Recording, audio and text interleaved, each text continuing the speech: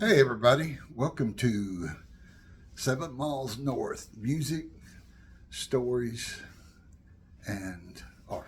And I want to thank you for coming and stopping by. And I've got another little tale I want to tell. And I hope you enjoy this a little bit. And if you would, like and subscribe, we'd appreciate it a whole lot. And there again, that's 7 Miles North Music, Art, and Stories. So here, let me kind of get into this little deal. This is kind of a story about a U.A.P. that kind of reignited overall what we're hearing here. You know, all the on the TV about U.A.Ps and everything and disclosure and all that. Well, this is kind of my little bit of that. I'm gonna take you back to about 1968 and. I believe it may have been 69, but shortly after, I do believe that my dad had just come back from Vietnam and had been injured and took about a year for him to get recovered, and he lost most of his hand, and so we were in and out of Hollis a lot, and the little town where our home base was. My dad was in the military, and we traveled all over everywhere. Well, that back about I think it was 68. It would have been, I think, was my sister's senior year, and my grandfather passed away, and we were all stationed at the time. My dad was stationed at Fort Knox. My sister came and stayed with my grandmother, and because they lived at 7 miles north and a quarter west of Hollis, Oklahoma, and that was, like I said, that was our home base. Well, she went to school at a little country school there where my mother and my uncle and them all went to school, and there was a little country community school out there in Arnett, and not to be confused with Arnett, Oklahoma. This was just a little school called Arnett, a little community, and she stayed there. Well, during that time she was there, she had seen a light a couple of times. And so something that, couldn't be explained. Some people thought, oh, it's a star, it's a this, it's a that. Well, she wasn't, I don't think so. But anyway, we're back, and I'm probably about 12 or 13 years old, something like that. And I went with her, and we drove into Hollis, and going to make what we call the drag, and a drag is basically it was the Daisy Queen to the Boomerang, and and then we have one light in Harmon County, and so that one in the city of Hollis, and we would you just drive and wave and stop and pull over and visit and fuss and fight or whatever was going on, and we'd go in, make a couple of drags, got a drink, and it was in the middle of the week. It wasn't on the weekend, so there wasn't a lot of people out and about. But there's always a few people, and you got to remember this is in the late '60s, so gasoline was probably in the 30s, 35, 36 cents in there. So, $1 and you could ride around most of the night.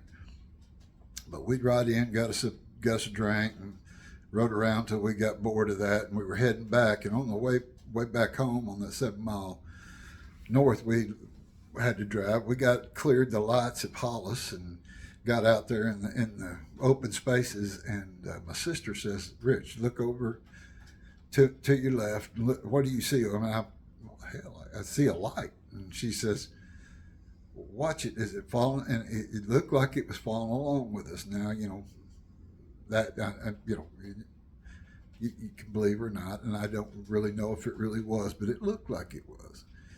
So it was, it looked like it was keeping pace with us. Well, it followed us along there till we got about a mile south of our house. There's a road that turns at the McKnight store that runs to Dotson, Texas, which is about 4 miles. We're just 4 miles from the Texas border.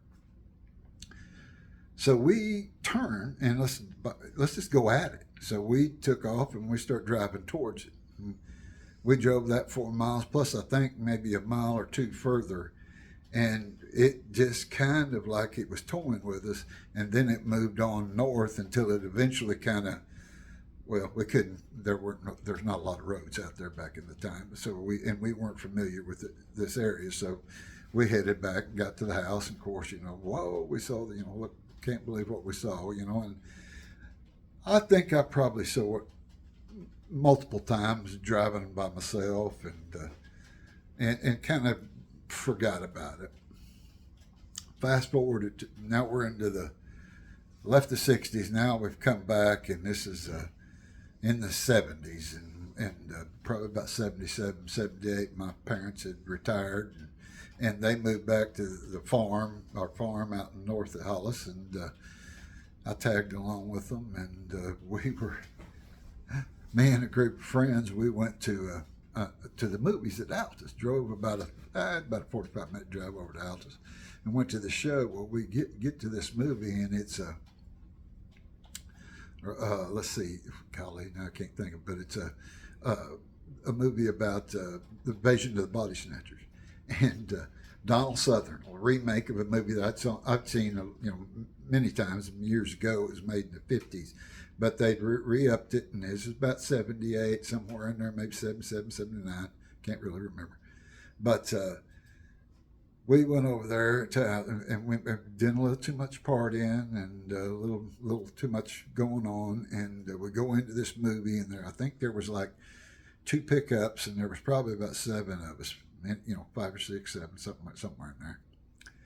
We all get our seats, probably grabbed some drink and popcorn, all took a seat. Well, movie was a little bit draggy in spots, and plus we had partied a little too much.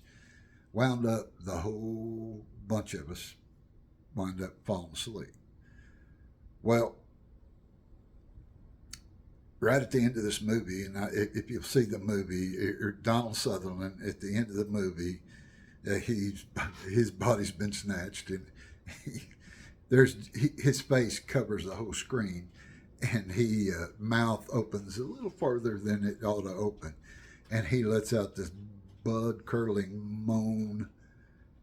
Hard to explain the sound he made. Well, that woke us all up, and we missed the whole movie until that.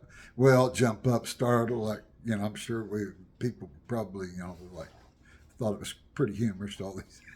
But anyway, we get in our vehicles, and we're heading back, driving west, heading back to Hollis, and like I said, it's about a 38, 39 mile drive, and we get, and we, this going, well, on the way there, like I said, on the way back to Hollis, watching this movie, I started telling the guys about seeing this light, or this orb, or whatever, this U.A.P, whatever the heck it was, and out in the country, moving around me, and telling them about chasing, and I'd seen it, and she'd seen it, and we'd seen it several times. Well, I'm telling them all this because they rekindled about the invasion of the Body Snatchers.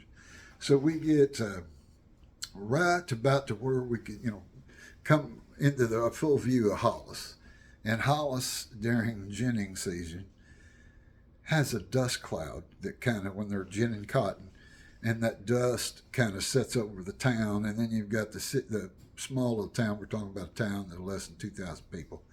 And then you've got the lights of the little community. Well, it kind of makes a dome of a dust dome that's lit up, and it's a really kind of an eerie looking color anyway. And then, but right off to the north, right outside the lights, there sits that light, and I'm like, guys, that's what I was talking about. And it's like, holy crap, everybody's like, geez, man. And we decided, we get about a mile outside town, we take a section line road there and go up a mile, and then cut back and try to get back on the other side of the highway and go around the town so we don't lose a visual with it when we get in town.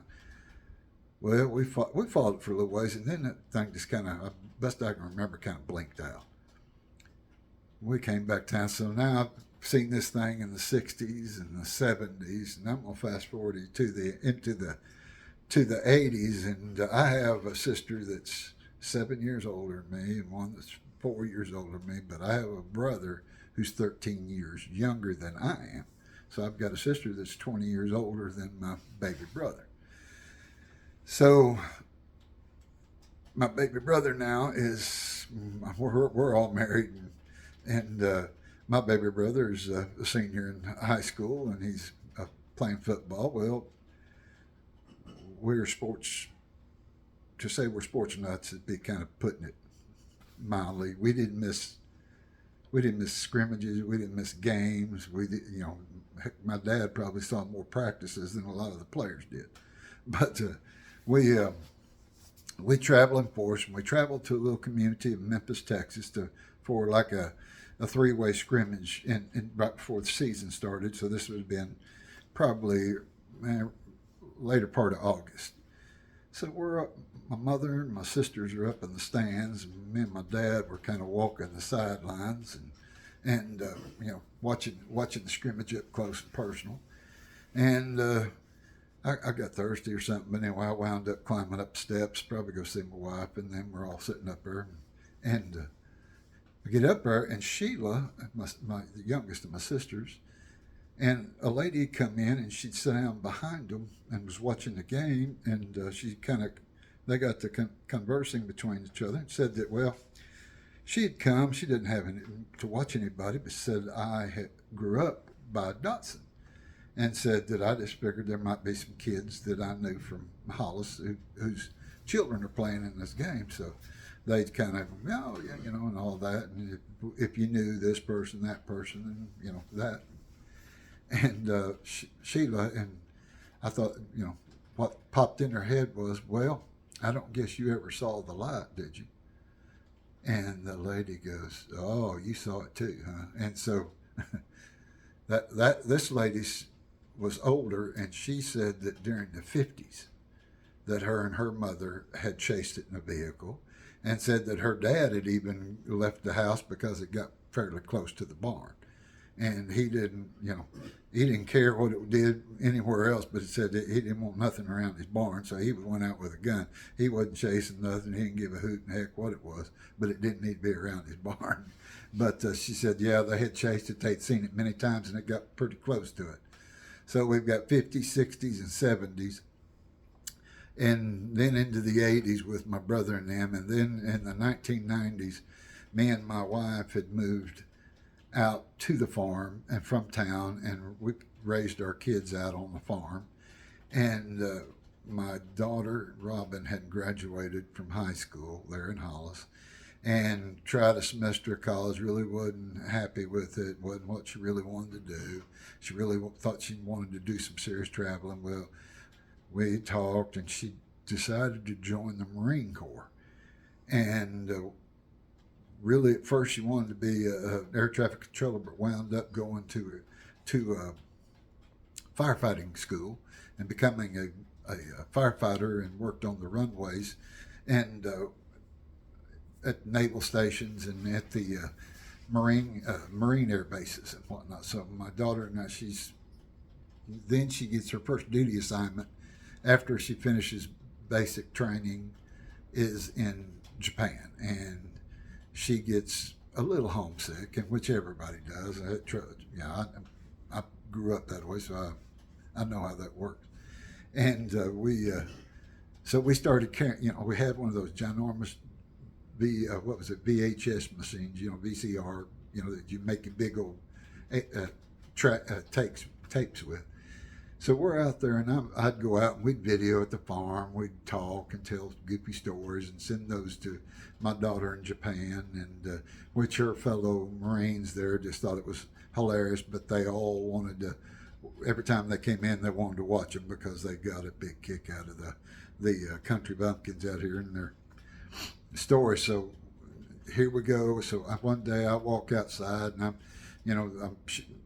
we had some cherry trees that were out front of the house, and best dadgum little cherry trees there ever were. And I was videoing the cherry trees and the apple trees and the peach trees and the mulberry trees and all that, just, everything. And I go out and I walk a little ways down the road, down towards because Robin said the guys kind of wanted to see the farm. So I'm showing the barns and the farm. And as I turn and pan back around to the north, I see this light move across, and it stops in between this shinries and parks itself there. And it's just like, well, and I'm stopping. I'm like, okay, guys, there's our light. There's our friend. They're back. And I said, I don't know what it is, but then I kind of jokingly like, hey, there's our UFO, and went on about it. Well, boy, that went over well when they got it. When my daughter got the tape, they had a big laugh about that. But unfortunately, I wished I still had that tape because it was pretty interesting to see because it wasn't really dark, and so it was really bright. It was really cool looking. But I don't have that. But so anyway, there we are into the 90s now, and I don't, me and my wife, after the kids graduated, we moved back into town and bought a house in town, and we never saw the light again because we were in the.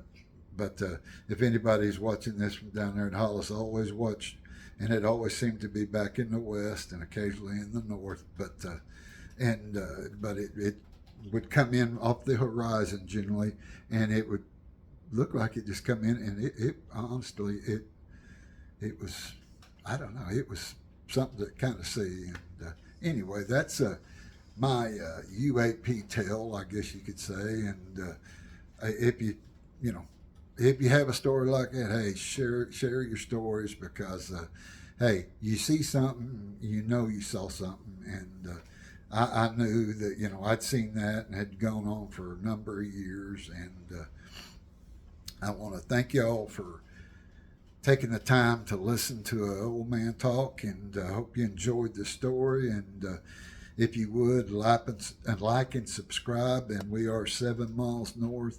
Music, art, and story, and me and my wife, and you can see some of the artwork back here that my wife's working on, and even there's one over on my right shoulder there. That's one that I painted, and I do a little painting, but my love is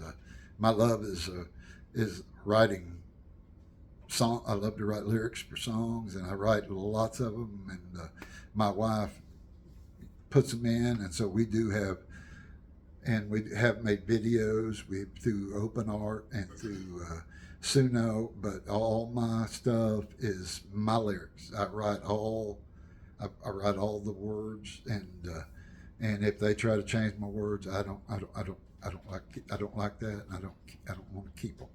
So I can't play an instrument, and I dang sure can't sing. But I have a real love for writing, and this is my way to be able to hear my words in song and in music, and I really enjoy it. And heck, give us a try. And appreciate you listening. Everybody have a blessed day, and God bless you.